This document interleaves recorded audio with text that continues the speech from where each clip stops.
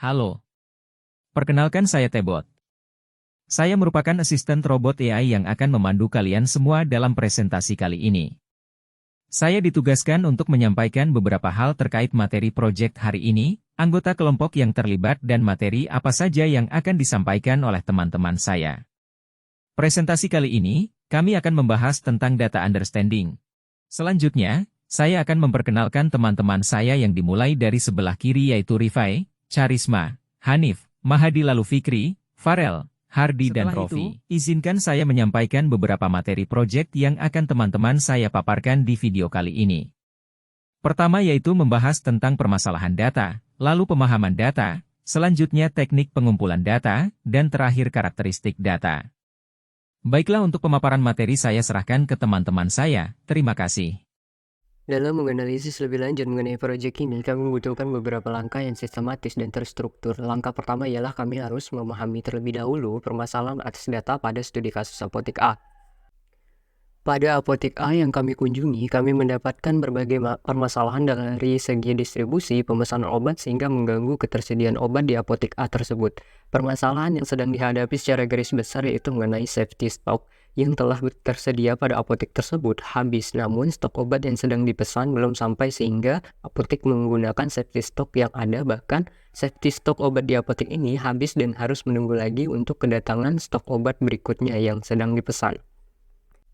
Dalam hal ini, kami menarik kesimpulan bahwasannya permasalahan yang dihadapi pada apotek A ialah sering mengalami kesulitan dalam mengelola ketersediaan dan kebutuhan stok obat di masa yang akan datang, sehingga safety stok yang tersedia habis sebelum barang pesanan datang. Langkah selanjutnya adalah pemahaman atas data. Di sini kami menganalisis kebutuhan data apa saja yang diperlukan dalam memecahkan dan memberikan solusi atas permasalahan sebelumnya. Dalam menganalisis permasalahan, yaitu apotek A mengalami kesulitan dalam mengelola ketersediaan dan kebutuhan obat di masa yang akan datang, kami menyimpulkan bahwasannya memerlukan data berupa ketersediaan stok obat, data penjualan, dan data pembelian atau data pemesanan obat. Pertama adalah data ketersediaan stok obat. Data ketersediaan stok obat mengacu pada informasi yang mencakup jumlah obat-obatan yang tersedia atau masih ada dalam inventaris atau persediaan suatu apotek atau fasilitas perawatan dan kesehatan. Dalam hal ini, kami setidaknya memerlukan 4 variabel data seperti nama barang, kode barang, tanggal kadaluarsa, dan jumlah stok tersedia. Kedua ialah data penjualan obat. Data penjualan obat adalah informasi yang mencatat transaksi penjualan obat-obatan dalam suatu apotek atau fasilitas perawatan kesehatan. Dalam pengambilan data penjualan obat, setidaknya kami memerlukan 7 variabel, seperti tanggal penjualan, nomor penjualan, nama pelanggan, nama dokter, nama obat, harga obat, dan harga total penjualan obat. Terakhir, ialah data pemesanan dan pembelian obat. Data pemesanan dan pembelian obat adalah informasi yang mencatat transaksi dan proses yang terkait dengan membeli obat-obatan oleh apotek atau fasilitas kesehatan dari pemasok atau distributor obat. Dalam pengambilan data pemesanan dan pembelian obat, kami memerlukan 9 variabel, seperti nama PT, tanggal faktur, tanggal jatuh tempo, nomor faktur, kode obat, nama obat, expire date, jumlah obat, dan total harga. Selanjutnya adalah langkah ketiga, yaitu teknik pengumpulan data. Sebelum membahas terkait teknik pengumpulan data pada penelitian ini, kami akan menjelaskan beberapa teknik pengumpulan data yang bisa dilakukan untuk membantu dalam penyelesaian suatu permasalahan. Teknik-teknik tersebut meliputi teknik pengumpulan data primer dan teknik pengumpulan data sekunder. Pertama ialah teknik pengumpulan data primer. Pada teknik pengumpulan data primer merupakan teknik pengumpulan data yang dilakukan secara langsung dari sumbernya meliputi wawancara, observasi, kuesioner, pengamatan, pengumpulan dokumen, dan pengukuran. Yang kedua adalah teknik pengumpulan data sekunder. Teknik pengumpulan data ini diperoleh dari berbagai sumber yang telah ada histori penelitian sebelum-sebelumnya, meliputi penelusuran arsip dan dokumen, analisis data sekunder, sumber elektronik, studi literatur, laporan keuangan, dokumen perusahaan, dan lain-lain. Dalam penelitian ini, kami telah melakukan wawancara terkait permasalahan yang akan kami jadikan topik dalam penelitian ini, di mana setelah melakukan wawancara bersama apoteker di apotek A, kami mendapatkan sebuah permasalahan yang bisa kami angkat untuk membantu mengatasi permasalahan dengan menggunakan teknik pengolahan data mining. Berikut merupakan dokumentasi dalam melakukan tahap wawancara dan diskusi antar anggota yang terlibat. Dalam hal ini, kami mewawancarai Bapak A sebagai apoteker dari apotek A dan melakukan diskusi sedikit mengenai keperluan data dalam memecahkan masalah yang ada. Dalam proses pengambilan dan pengumpulan data, kami memerlukan data dari bulan Januari sampai September 2023. Data yang kami dapatkan berupa data berbentuk faktur, data rekapan PDF, dan rekapan berbentuk Excel. Berikut dokumentasi proses perekapan data dari bentuk faktur, kemudian rekapan data tersebut dimasukkan ke dalam Excel utama agar mudah untuk diolah lebih lanjut. Langkah terakhir adalah memahami karakteristik data yang telah didapatkan sebelumnya. Pada tahap karakteristik data, di sini kami akan membahas mengenai jenis-jenis data. Data statistik secara garis besar terbagi menjadi beberapa bagian.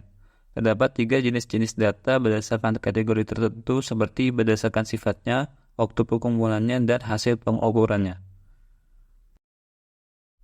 Pertama, mengenai jenis-jenis data. Berdasarkan sifatnya, yaitu data kuantitatif dan data kualitatif.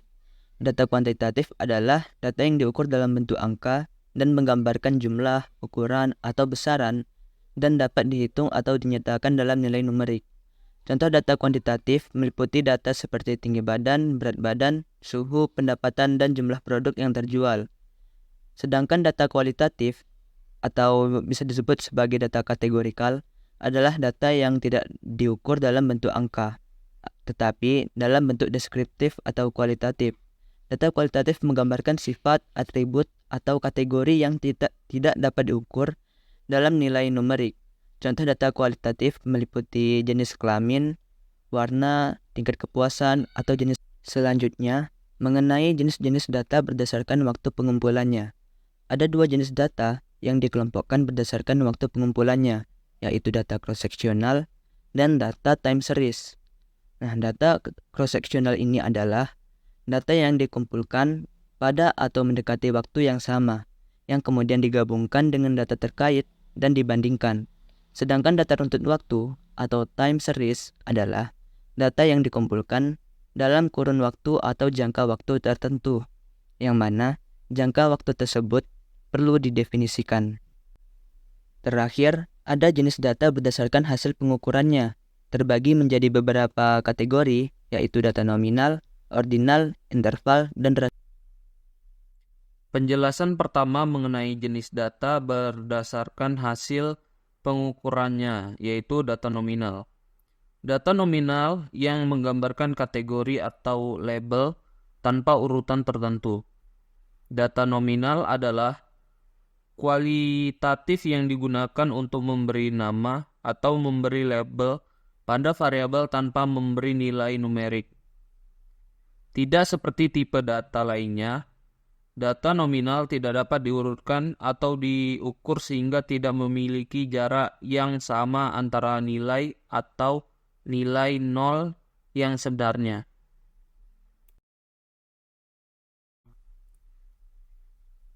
Contoh data nominal adalah kode pos, warna mata, nama agama, suku, jenis kelamin, laki-laki atau perempuan, warna mobil seperti merah, biru, atau hijau, atau jenis hewan peliharaan seperti anjing, kucing, burung.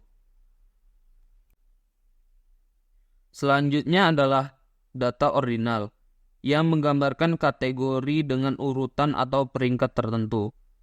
Tetapi selisih antara kategori tidak memiliki arti. Data nominal adalah data kualitatif yang digunakan untuk memberi nama atau memberi label pada variabel tanpa memberi nilai numerik. Tidak seperti tipe data lainnya, data nominal tidak dapat diurutkan atau diukur, sehingga tidak memiliki jarak yang sama antara nilai atau nilai nol yang sebenarnya. Contoh data ordinal adalah tingkat kepuasan, yaitu puas, cukup puas, dan tidak puas. Atau tingkat pendidikan seperti SD, SMP, dan SMA. Selanjutnya adalah data binary yang mengacu pada jenis data yang hanya memiliki dua kemungkinan nilai atau hasil. Data binary umumnya digunakan dalam analisis statistik ketika kita ingin mengukur atau merekam keberadaan atau ketidakhadiran suatu kejadian atau karakteristik tertentu. Contoh data binary yaitu data kategori atau lulus, tidak lulus, kemudian eksperimen Bernoulli, berhasil atau gagal, data kehadiran, dan lain-lain.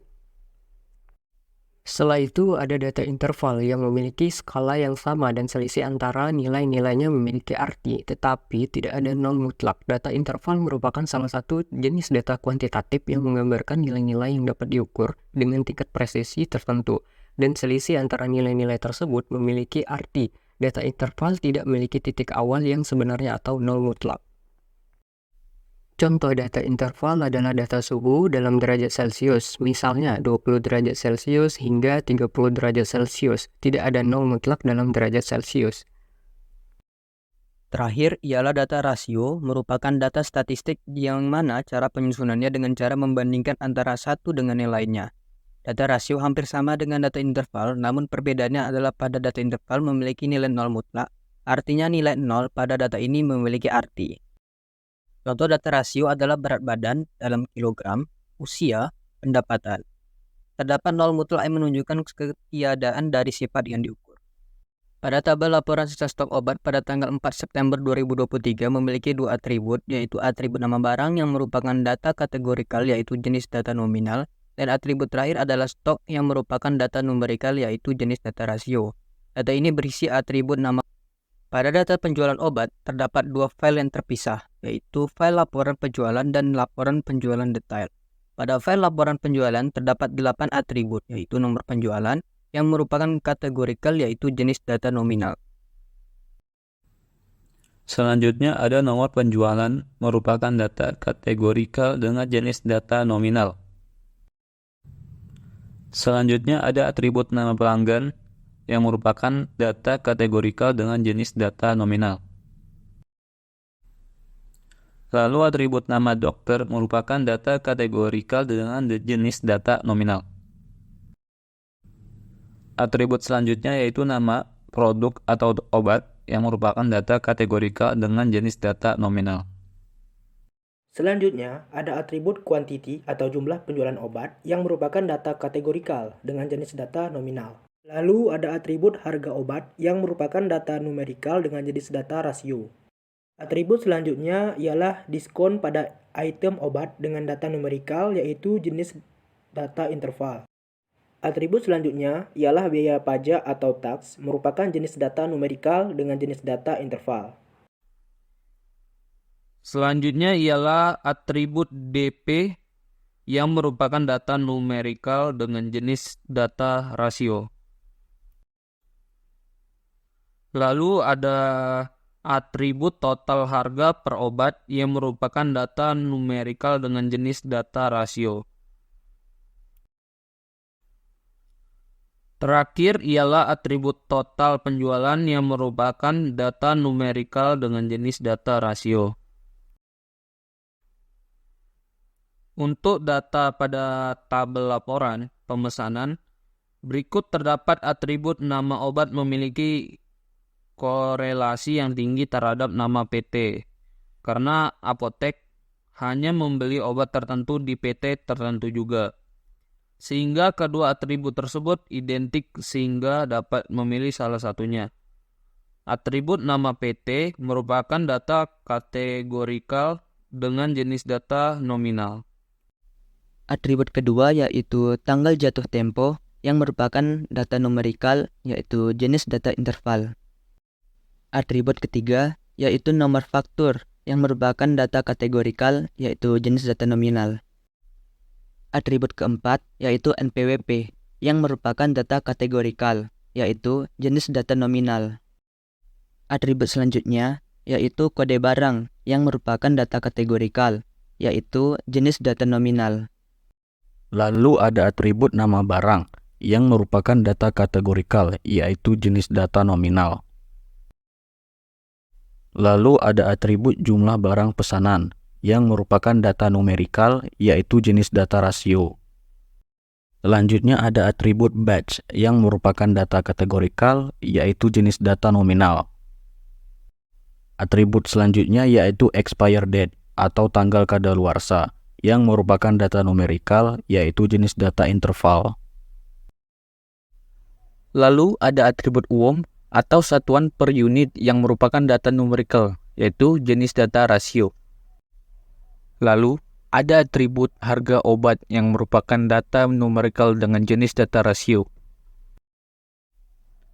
Selanjutnya ialah atribut diskon yang merupakan data numerikal dengan jenis data rasio. Setelah itu, ada atribut total harga pemesanan obat yang merupakan data numerikal dengan jenis data rasio. Lalu ada atribut potongan harga yang merupakan data numerikal dengan jenis data rasio. Selanjutnya ada atribut DPP yang merupakan data numerikal dengan jenis data rasio. Selanjutnya ada atribut PPN yang merupakan data numerikal dengan jenis data rasio. Lalu ada atribut materai yang merupakan data kategorikal dengan jenis data binary. Terakhir ada atribut jumlah tagihan yang merupakan data numerikal dengan jenis data rasio. Sekian presentasi yang telah disampaikan oleh teman-teman saya. Mohon maaf bila ada kekurangan dalam penyampaian materi.